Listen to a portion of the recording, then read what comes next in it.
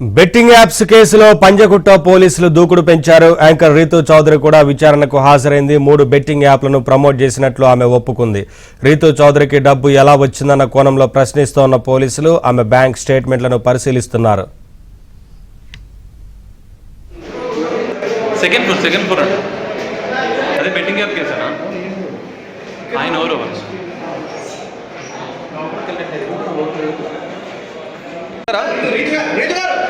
Ritu just అంటే ఏమని చెప్తారా మీరు నోటీసులకు?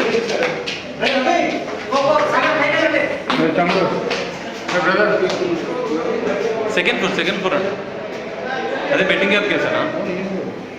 ఆయన ఎవరు? అంతకుముందు నటి విష్ణుప్రియను 3 గంటల పాటు పోలీసులు ప్రశ్నించారు. మొత్తం 15 వీడియోల్ని ప్రమోట్ చేసినట్లు విష్ణుప్రియ ఒప్పుకుంది. విచారణలో భాగంగా ఆమె మొబైల్ను పోలీసులు సీజ్ చేశారు. సెకండ్ ఫ్లోర్ అండి. అదే బెట్టింగ్ యాప్ కేసానా? ఆయన ఎవరు?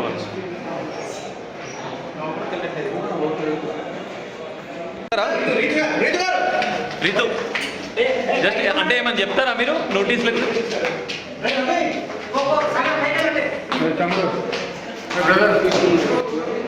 సెకండ్ ఫ్లోర్ అండి.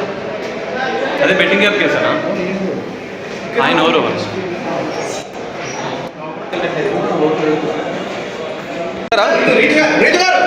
రీతు జస్ట్ అంటే ఏమని చెప్తారా మీరు నోటీసులకు?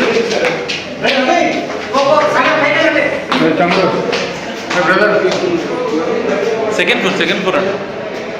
అదే బెట్టింగ్ యాప్ కేసానా? ఆయన ఎవరు?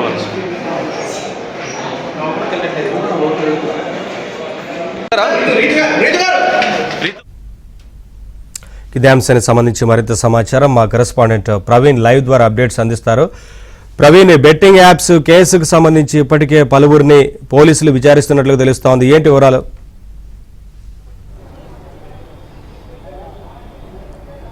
యూట్యూబర్ రీతూ చౌదరి కూడా కొద్ది నిమిషాల క్రితమే పంజాగుట్ట పోలీసుల విచారణకు హాజరైంది.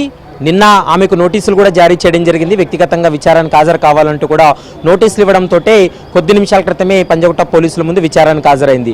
ముఖ్యంగా బెట్టింగ్ యాప్స్ను ప్రమోట్ చేయడంలో వీళ్ళ పాత్ర చాలా కీలకంగా ఉందనేటువంటి అంశాన్ని గుర్తించడం జరిగింది. ఎందుకంటే గత కొంతకాలంగా గడిచినటువంటి 4 సంవత్సరాలుగా ఈ బెట్టింగ్ యాప్లను ఎవరెవరు ప్రమోట్ చేశారనేటువంటి అంశానికి సంబంధించి పంజాగుట్ట పోలీసులు సోషల్ మీడియాలో మొత్తం పోస్టింగ్లన్నింటినీ కూడా వాళ్ళు పరిశీలించారు. కొన్ని ఆధారాలు కూడా సేకరించడం జరిగింది. ముఖ్యంగా ఇందులో కంప్లైంట్ చేసినటువంటి వ్యక్తి కూడా కొన్ని ఆధారాలు కూడా ఇవ్వడం జరిగింది. సో ఎవరైతే ఈ బెట్టింగ్ యాప్లను ప్రమోట్ చేశారో వారిపైన దాదాపు 11 మంది పైన పంజాగుట్ట పోలీస్ స్టేషన్లో కేసు నమోదైంది. అయితే ఇప్పటికే టేస్టీ తేజ కావచ్చు, తర్వాత కిరణ్ కుమార్ గౌడ్ అనేటువంటి కానిస్టేబుల్ వీరిద్దరిని కూడా విచారణ జరిపి స్టేట్మెంట్ రికార్డ్ చేశారు. ఉదయం 10:15 విష్ణుప్రియ యాంకర్ కూడా తన విచారణకు హాజరైంది.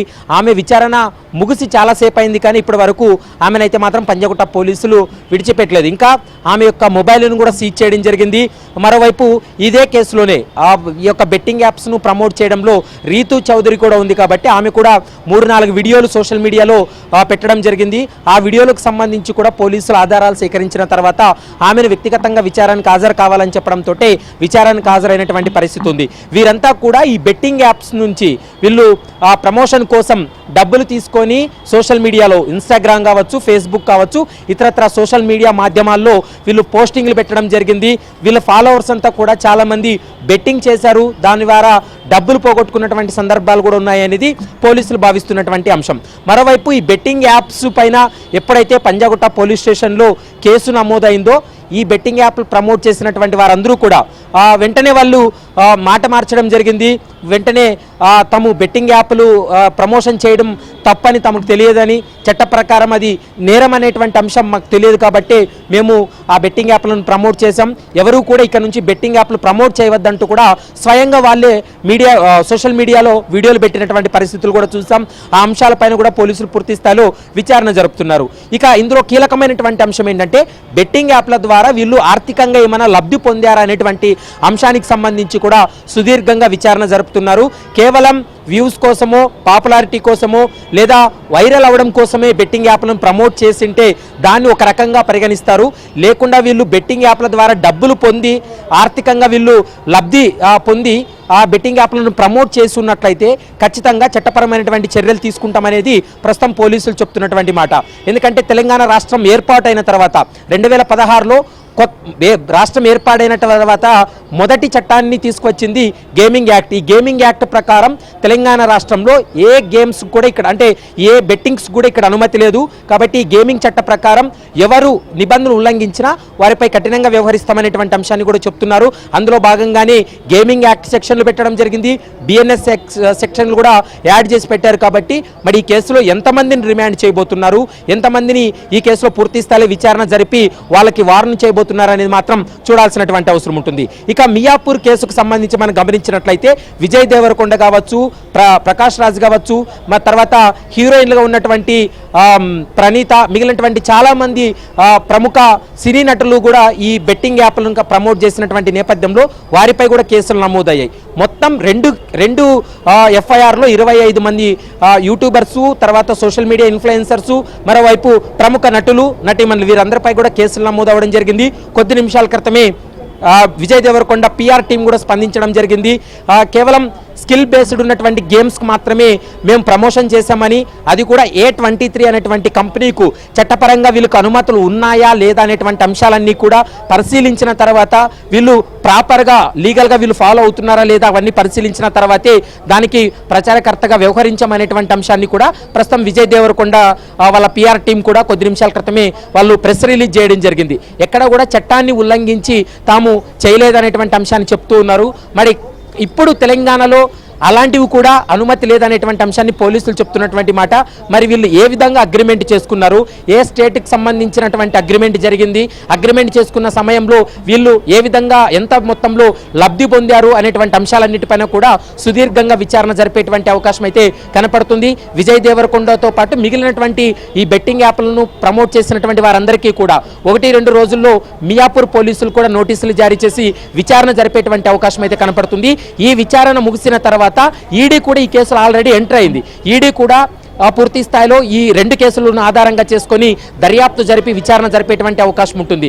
ఎందుకంటే గతంలో మనం చూసాం 2017 ఎక్సైజ్ అండ్ ఎన్ఫోర్స్మెంట్ అధికారులు నమోదు చేసినటువంటి డ్రగ్స్ కేసు ఏదైతే ఉందో ఆ డ్రగ్స్ కేసులో ఏ విధంగా అయితే ఎక్సైజ్ పోలీసులు విచారణ జరుపుతుండగానే ఈడీ ఎంటర్ అయిందో అదే విధంగా ఈ కేసులో కూడా, ఈ బెట్టింగ్ యాప్ కేసులో కూడా పంజాగుట్ట పోలీసులు నమోదు చేసినటువంటి ఎఫ్ఐఆర్ను ఆధారంగా చేసుకొని ఈడీ కేసు నమోదు చేయడం జరిగింది. ఈసీఐఆర్ నమోదు చేసిన తర్వాత ఈడీ అధికారులు కూడా ఈ 25 మందికి నోటీసులు జారీ చేసి విచారణ జరుపుతారు. ఈడీ చేసేటువంటి విచారణ ఏంటంటే వీళ్ళు ఎకనామికల్ ట్రాన్సాక్షన్స్ అన్నింటినీ కూడా పరిశీలిస్తారు. ముఖ్యంగా ఇందులో 2 కోణాలు ఉంటాయి. ఒకటి మనీ లాండరింగ్కి ఏమైనా పాల్పడ్డారా లేదా హవాలా ద్వారా వీళ్ళు ఏమైనా లబ్ధి పొందారా, ఈ 2 అంశాలకు సంబంధించి కూడా ఈడీ అధికారులు విచారణ జరిపేటువంటి అవకాశం ఉంటుంది. వీళ్ళు చేసినటువంటి నేరానికి సంబంధించి మాత్రం లాండ్ ఆర్డర్ పోలీసులు విచారణ జరిపి తగు చర్యలు తీసుకునేటువంటి అవకాశం అయితే కనపడుతుంది. మరి చూడాలి ఈ కేసులో ఎంతమంది అరెస్ట్ కాబోతున్నారు, ఎంతమందికి నోటీసులు జారీ చేసి విచారణ జరిపి వార్న్ చేయబోతున్నారు అనేది మాత్రం చూడాలి. ఇప్పటికే ఈ వ్యవహారానికి సంబంధించి పంజాగుట్ట పోలీసులు ఒక లీగల్ ఒపీనియన్ కూడా తీసుకోవడం జరిగింది. వీళ్ళపై పెట్టినటువంటి సెక్షన్స్ ఆధారంగా చేసుకొని ఏ విధంగా ముందుకెళ్ళాలి, వీళ్ళని అరెస్ట్ చేసి జ్యుడిషియల్ రిమాండ్కి తరలించేటువంటి సెక్షన్స్ పడతాయా లేదా, ఈ వీటికి సంబంధించి న్యాయస్థానాలు ఎలా ఎదుర్కోవాలి, ఇవన్నీ కూడా లీగల్ ఒపీనియన్ తీసుకున్నారు. కాబట్టి మరి ఫర్దర్గా ఎలాంటి స్టెప్ తీసుకోబోతున్నారు అనేది మాత్రం చూడాల్సినటువంటి అవసరం ఉంటుంది. విష్ణుప్రియ కావచ్చు, రీతూ చౌదరి వీరిద్దరూ కూడా ప్రస్తుతం పంజాగుట్ట పోలీస్ స్టేషన్లోనే ఉన్నారు. విచారణ కొనసాగుతుంది. విష్ణుప్రియ విచారణ ముగిసినప్పటికీ కూడా ఇంకా ఆమె బయటికి రావాల్సి ఉంది, ఇంకా రాలేదు. మరోవైపు రీతు చౌదరిని అయితే మాత్రం ఆమె గడిచినటువంటి 4 సంవత్సరాల బ్యాంక్ స్టేట్మెంట్లన్నింటినీ కూడా పరిశీలిస్తున్నారు. ఎక్కడైనా కూడా బెట్టింగ్ యాప్ల నుంచి వీళ్ళకి డబ్బులు వచ్చినట్లు ఒకవేళ అందులో బ్యాంక్ స్టేట్మెంట్లో ఉన్నట్లయితే ఖచ్చితంగా వాటికి సంబంధించి వీళ్ళు క్లారిటీ ఇవ్వాల్సినటువంటి అవసరం ఉంటుంది. కాబట్టి ప్రస్తుతం అయితే పోలీసుల విచారణ అయితే కొనసాగుతుందని చెప్పుకోవచ్చు. Naveen, thank you Praveen, thanks for the updates.